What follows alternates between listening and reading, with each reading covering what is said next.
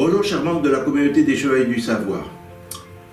Nous allons aujourd'hui parler histoire encore et nous allons parler d'une période très sympathique, la période du Moyen-Âge, une période fascinante. Alors voilà, on va parler de la période exactement qu'est le Moyen-Âge et de ses subdivisions, parce que le Moyen-Âge est également une subdivision, c'est assez... Bon, c'est simple quand même, mais bon, c'est assez subtil malgré tout. Alors le Moyen-Âge, qu'est-ce que c'est? Alors on va dire tout de suite que le Moyen-Âge, c'est d'abord une convention. Une convention d'historiens, c'est-à-dire que c'est une majorité d'historiens, d'universitaires qui a décidé de quelle période recouvrerait le Moyen-Âge. Alors il y en a qui diront que c'est une autre période. Et bon ben, il faut voir que le Moyen-Âge, cette période est assez exacte, et on trouvera des historiens qui donneront une autre période. Mais la majorité des historiens disent que le Moyen-Âge commence en 476 et finit en 1453. Pourquoi ces deux dates? Ces deux dates, quelle rupture marquent-elles? Eh bien, il faut savoir qu'il y a eu un empire romain, comme vous le savez tous, mais que ce qu'on sait moins, en tout cas, c'est que l'empire romain, il y avait deux empires romains, en fait, à travers cet empire romain. Il y avait l'empire romain d'Orient et l'empire romain d'Occident. Donc il y avait l'Empire romain d'Orient et l'Empire romain d'Occident, et l'Empire romain d'Orient est tombé. Donc il y avait l'Empire romain d'Orient et l'Empire romain d'Occident, et il y a eu l'Empire romain d'Occident s'est terminé à une date. Il y a eu la chute de l'Empire romain d'Occident en 476, avec la déposition de l'empereur Romulus Augustule, qui était d'ailleurs un petit enfant pour l'anecdote. Donc il y a eu cette chute de l'Empire romain d'Occident qui est très connue, mais ce qu'on sait moins, c'est qu'il y avait encore un Empire romain d'Orient qui lui a continué sa belle vie jusqu'en 1453. Donc voilà, c'est assez logique, c'est des ruptures de civilisation. Le Moyen-Âge commence en 476 avec la chute de l'Empire romain d'Occident, et il va jusqu'en 1453 avec la chute de l'Empire romain d'Orient. C'est assez simple et c'est sympathique. Ceci dit, on trouvera d'autres profs, d'autres historiens, d'autres universitaires qui auront d'autres dates, qui vont nous dire par exemple que le Moyen-Âge se finit par exemple en 1492 avec cette date connue du film connu avec Gérard Depardieu d'ailleurs, et avec la belle musique, 1492, Christophe Colomb qui découvre le Nouveau Monde, etc. Donc il y a d'autres ruptures, mais la plupart des gens, c'est ce que je vous ai dit, 476, 1453, d'ailleurs c'est le plus simple, de la fin de l'Empire romain d'Occident à la fin de l'Empire romain d'Orient. Ceci dit, bon voilà, on sait la période que recouvre pour la majorité des gens par cette convention le Moyen-Âge. Cependant, également, il y a en général, depuis le 19e siècle, on regarde cette subdivision du 19e siècle, on subdivise le Moyen-Âge lui-même en trois parties, trois grandes parties. Alors la première partie, je vous montre ça. Ce sera aussi sans doute incrusté un peu dans la vidéo, de l'an 476 à l'an 1000. On appelle ça le Haut Moyen-Âge. On a peu de raisons d'appeler ça le Haut Moyen-Âge.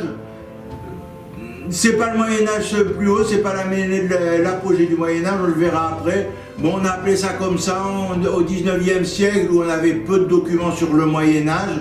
On a appelé cette partie, ben c'est le début, le haut, peut-être que ça a quelque chose à voir avec le premier Moyen-Âge, le Haut Moyen-Âge, enfin, je ne sais pas trop, enfin, on a appelé ça comme ça, alors qu'au 19e siècle, maintenant, on a plus de documents sur cette période du Moyen-Âge. On a appelé cette première partie, ce premier Moyen-Âge, de l'an 476 à l'an 1000. Bon, ben, c'est la façon la plus banale dont les gens vivaient au Moyen-Âge. Deuxième période qu'on va voir, où là, on avait plus de documents, on a plus de documents, d'ailleurs encore maintenant, de l'an 1000 à l'an 1348. Alors ça, c'est ce qu'on appelle le Moyen-Âge classique. Et c'est l'apogée du Moyen-Âge, en fait. C'est le Moyen-Âge vu par Hollywood. C'est les cathédrales, les beaux châteaux, les villes magnifiques, les chevaliers romantiques et puissants qui allaient faire des tournois et qui allaient offrir des fleurs à leurs belles, à leur balcon, après avoir gagné un tournoi pour conquérir leur cœur. Le Moyen-Âge qui fait rêver. Le Moyen-Âge de tous les films magnifiques dont on se souvient, Excalibur, Chevalier, le roi Arthur, le Moyen-Âge qui fait rêver, celui dont on rêve tous. Voilà ce qu'est le Moyen-Âge classique, le Moyen-Âge enchanteur.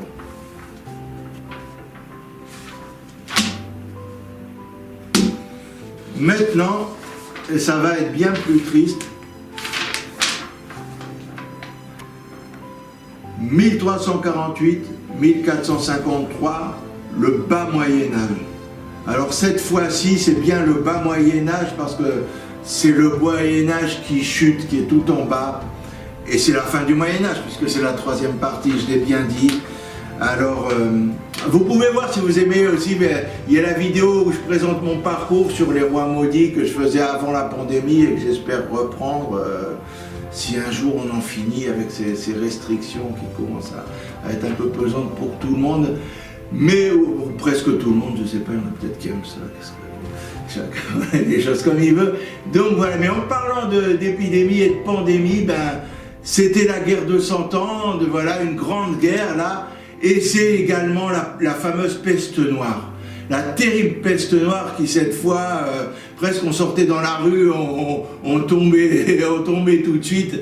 Là ça a tué plus de la moitié de l'Europe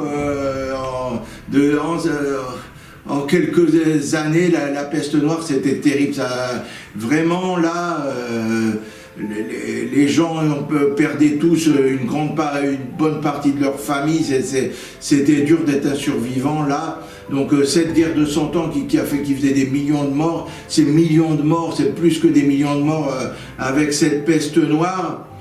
Et c'est là que d'ailleurs on a remis en cause l'Église parce que voilà, on comprenait pas trop et on a remis en cause en plus les institutions, peut-être un peu par ce qui se passe aujourd'hui, je sais pas trop, mais par exemple l'Église, on trouvait que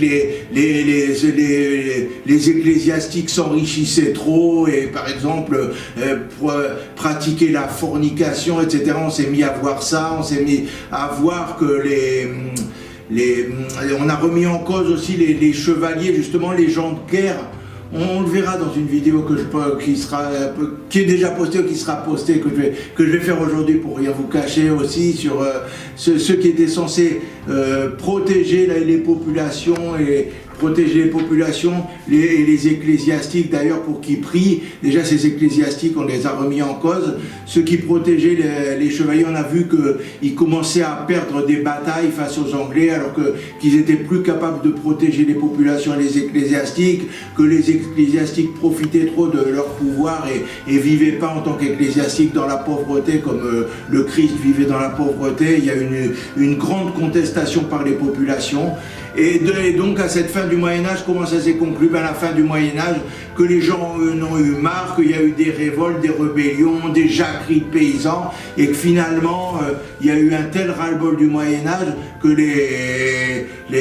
la plupart des gens ont voulu passer à autre chose et qu'on est passé à une autre période que le Moyen-Âge. Cette période, on s'est mis à dire que le Moyen-Âge, il y en avait marre, que c'était une période désastreuse, dégueulasse, et on a vraiment voulu mettre un coup de frein, un coup d'arrêt et revenir à l'Antiquité. C'est ce qu'on a appelé cette période, ça a été la Renaissance. La Renaissance de l'Antiquité, ce qu'on avait idéalisé, la belle Antiquité, la merveilleuse Antiquité, par rapport à ce Moyen-Âge dont on ne voulait plus. On a voulu revenir à la période d'avant qui était censée être merveilleuse, être la beauté, la culture, l'opulence, c'était l'Antiquité, l'apogée de la civilisation, c'était censé être l'Antiquité. on a voulu la faire renaître, revenir à cet apogée, et voilà comment on est passé du Moyen-Âge à la Renaissance. J'espère, chers membres de la communauté du savoir, que cette vidéo vous a plu, vous avez appris des choses, et je vous revois très bientôt pour une prochaine vidéo. Et surtout, n'oubliez pas de vous abonner, voilà.